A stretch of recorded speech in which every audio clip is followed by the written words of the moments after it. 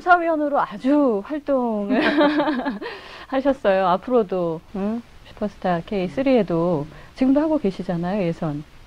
참 재밌는 건 슈퍼스타 K1을 시작했을 때 네. 심사위원을 이렇게 섭외받았을 때는 딱 한 가지였어요. 가수로서의 격이 있어야 되는 것이고 가요계에 격이 있는데 아무나 뽑을 수는 없다. 아무나 가수를 할 수는 없다. 이게 뭐 본인이 하고 싶어서 스타가 되는 건 절대 아니고 스타라는 거는 뭐 국민적 합의가 있어야 되는 것이고 그러면 국민적으로 합의를 볼 수 있을 만큼 자격이 있는 가수를 뽑아야 되는데 굉장히 중요한 자리다라고 네. 해서 제가 심사위원을 하게 됐는데 얼마 전에 이제 3를 지금까지 이제 맡게 됐어요. 이번에도. 네. 그 3를 맡으면서 170만 명이 참가를 했는데 상상도 못할 정도의 수준으로 올라와 있어요. 예선을 네. 보는 네. 그래서 응시자들이. 저는 이제 독설의 시대는 끝났다라고 제가 이제 인터뷰 드렸는데 네. 정말 사실이에요. 독설이 필요 없을 만큼 정말 그냥 데뷔도 안 한 친구인데 후배처럼 보이고 그들에게 기술적 전수는 못 해주겠지만 노하우의 전수는 해줄 수 있을 것 같아요. 제가 가진 노하우에 대해서. 네. 그래서 그런 면에서 아주 굉장히 기쁘고 이제 기대되는 이번 시즌 3예요. 네. 슈퍼스타 K2를 통해서 얼굴을 알린 분들이 이제 가수 타이틀을 달고 데뷔를 하기 시작하거든요. 후배들에게 해주고 싶은 얘기도 있을 것 같아요. 지금 이제 장재인 양이나 허각 씨나 김지숙은 뭐 이런 분들 전부 다 이제 데뷔를 했어요. 앨범을 발표했고. 1년째 되고 2년째 될 때는 아무 생각 없이 활동을 합니다. 네. 3년 차가 되기 시작하면 이제 슬럼프가 오기 시작하죠. 그래서 음악적 방향도 고민이 되고 그 1, 2년을 어떻게 보냈느냐에 따라서 3년째 되는 해가 굉장히 갈림길에 서게 될 거예요. 네. 근데 중요한 거는 홀로서기를 꼭 반드시 해야 된다고 생각이 들어요. 그래서 음악적 홀로서기가 본인 스스로 완성하지 않으면 스스로 무너질 거예요 아마. 그래서 매니지먼트로서 가수가 되는 거는 한계가 있고요. 매니지먼트는 훌륭한 매니지먼트만 해주는 곳이 진짜 필요한 것이고 정말 음악적 기본 가장 중요한 근본은 본인 스스로가 만들어야 되기 때문에 그 점을 가장 유의해야 될 것 같아요. 네. 음악적 홀로서기 이승철 씨는 언제 하셨을까요? 저는 아이러니하게도 예전에 대마초 사건 걸리고 그때 이제 뭐 힘들게 5년 동안 방송 정지되고 음악을 만들어서 발표했는데 그래도 많이 나갔어요. 그때는 그래도 한 100만 장씩 나갔어요. 저도 많이 들었습니다. 90년대 초. 그렇지만 방송 출연이라든지 뭐 이런 건 전혀 못했었죠. 그때 어머니가 이제 저한테 홀로서기를 해야 된다라고 말씀하셨고 어머니께서 그런 저는 그래서 91년부터 지금까지 매니저 없이 제가 혼자 제작을 하면서 해왔어요. 그러면서 이제 홀로서기를 스스로 터득하고 정말 PD 선생님들 만나고 기자분들도 만나서 직접 인터뷰하고 뭐 이런 걸 제가 지금까지 하게 됐죠. 근데 음악도 프로듀서들 정말 제가 영입해서 제가 하고 싶은 음악과 또 그들이 만들어주는 음악 만들고요. 그 다음에 그래도 지금도 그렇지만 가장 중요한 훌륭한 PR은 직접 대중을 만나는 게 가장 중요한 것이다. 네. 공연을 그때부터 시작하게 된 거죠. 그래서 소극장, 대극장, 뭐 정말 라이브 대학로에 있는 라이브 극장서부터 세종문화회관, 그 다음에 무슨 뭐 잠실 체육경기장, 뭐 이런 장소에 가리지 않고 전쟁기념관도 가시고 200석짜리든 2만석짜리든 모든 공연을 1년 365일 중에 거의 한 250일 정도는 했죠. 네. 26년을 돌아보시면 그게 음악적 홀로서기를 할 수 있는 어떻게 위기를 기회로 만든 이승철 씨만의 또 중요한 포인트도 될 수 있었군요. 젊었기 때문에 오기라는 것도 굉장히 생겼죠. 그러니까 오히려 그 시기가 지금의 저를 만든 거예요. 그러니까 뭐 고생하고 뭐 이거라기보다 음악적으로 더 욕심을 내고 음악적으로 더 완성도를 기울이고 그리고 팬분들을 직접 만나고 만약에 제가 그때 그런 일들이 없고 계속 잘 나가는 가수였다면 CF 막 10몇 개씩 찍고 막 방송 트는 데마다 나오고 그랬었으면 지금쯤 아마 제가 굉장히 식상한 가수가 됐을 수도 있어요. 네.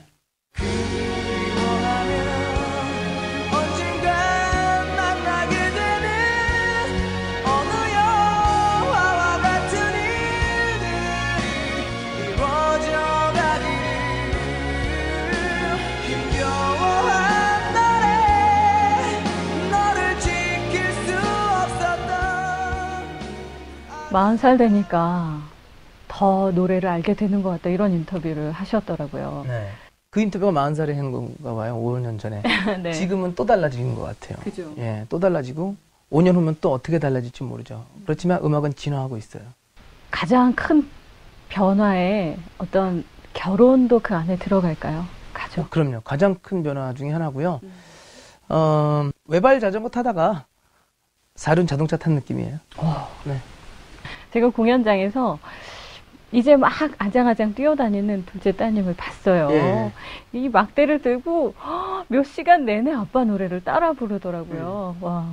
걔는 태어날 때 제가 이제 받았는데 태어날 때도 웃으면서 태어나네요. 그 비디오가 있어요. 에이. 아 진짜요. 에이 설마. 그렇다고 생각하세요. 진짜 빵긋 웃으면서 예. 태어났잖아요. 웃으면서 태어나고 지금도 제 공연 때 와서 한 번 들은 노래는 네. 다 알아요.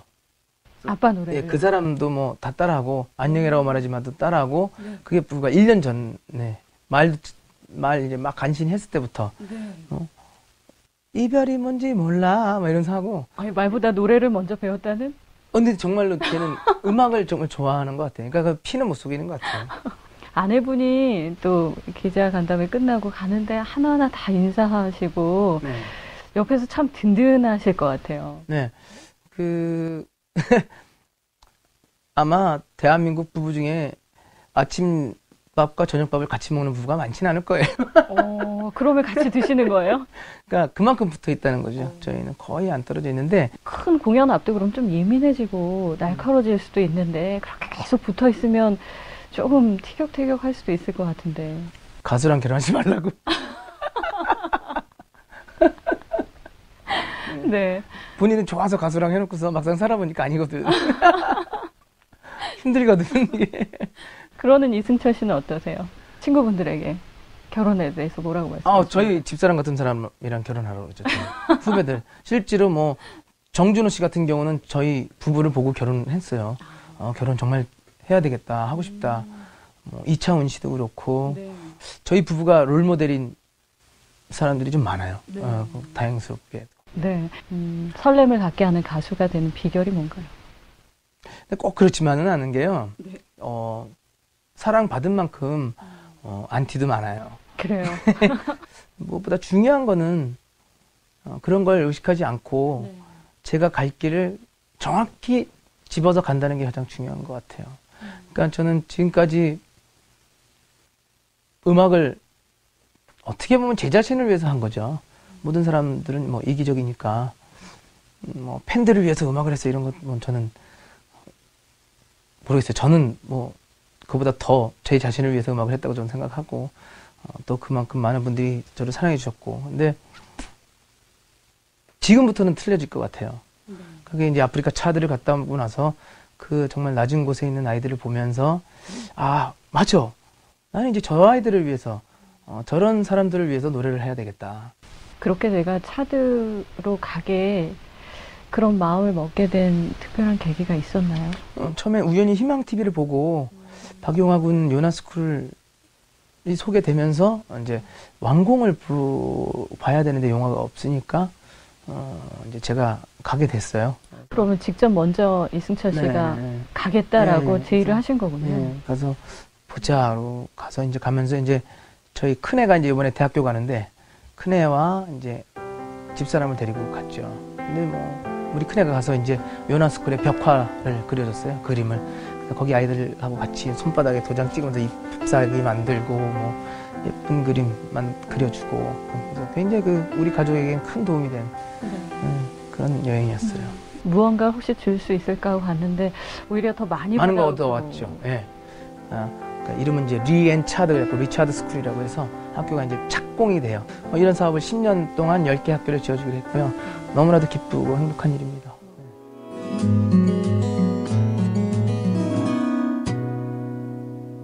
제가 느낀 건데 무언가 마음을 먹으면 바로 실천하시는 것 같아요. 저는 이렇게 TV 보다가요. 네. 추성훈 씨가 갑자기 딱 나온 거예요. 네. 저 친구 참 알아두면 좋겠다. 전화해가지고 만나요. 아, 그래요? 네. 양용훈 프로도 그렇게 해서 만난 거예요. 이승철 씨 인생의 멘토, 음악적인 부분도 있을 수 있고요. 아니면 삶에 있어서 꼽으라면 어떤 분이 있을까요? 글쎄요.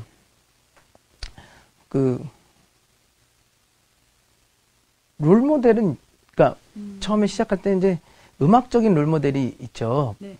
김영식 선배는 제가 음악을 시작했을 때 정말, 제가 노래를 하고 가수가 되고 싶은 이유 중에 하나가 이제 김영식 선배의 노래를 보고, 나도 저런 가수가 되고 싶다라고 생각했었거든요. 그래요? 네. 가수의 꿈을 키우게 된 계기가 김현식 씨였나요? 예, 너무 멋있어가지고, 예, 그래서 현식이 형하고 실제로도 굉장히 좀 소주 한잔 먹시고 이런 친한 사이가 됐었죠. 네. 예. 대신 무대에 서셨던 적도 있잖아요. 그 양반이 술을 많이 드셔가지고, 취하셔가지고 제가 대신 올라가서 노래한 적도 있고. 근데 진짜 아주 멋있는 분인데, 역시 천재는 좀 단명한다고 좀 개인적으로 굉장히 안타깝고요. 나 가수 이승철 하면 어떤 가수를 딱 남고 싶으신가요? 저는 가수지만 안성기 선배 같은 사람이 되고 싶어요. 그러니까 정말 조용하시고 차분하시면서 진지하시고 굉장히 뿔이 있고 그다음에 또 강단이 있으신 그런 분이에요. 그리고 그 사회적으로나 가정적으로나 굉장히 그 모든 남자들이 닮고 싶은 그런 남자분이시죠. 그러니까 저는 안성기 선배 같은, 또 옆집 살아세요. 옆집 사시는데 자주 만나세요? 예, 좀 그분이 제가 이제 저는 살아온 그 굴곡이 좀 있기 때문에 특히나 그런 분들 보면 굉장히 부럽고 제가 다시 태어난다면 훌륭한 가수가 되기보다는 정말 완벽한 인격체가 되고 싶은 게 제 꿈이거든요. 그러니까 뭐 그럴 것 같아요. 지금도 계속. 근데 노력하는 거죠. 그러니까 사람이 살면서 실수도 있고 사고도 있을 수 있고요. 중요한 거는 그것을 어떻게 내 인생에서 다시 한번 복구시킬 수 있느냐. 좋은 이미지로. 그리고 그런 것들이 오히려 저를 더 많이 움직이게 하는 원동력이 되고 있어요. 예. 그래서 더 좋은 일들, 더 많은 일들 더 찾아다니면서 이제 가정 있고 애가 있으니까 좀 더 모범이 되는 아빠가 돼야죠.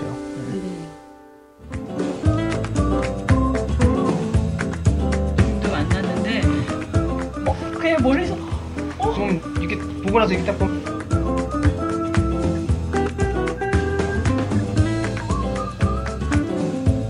화이팅!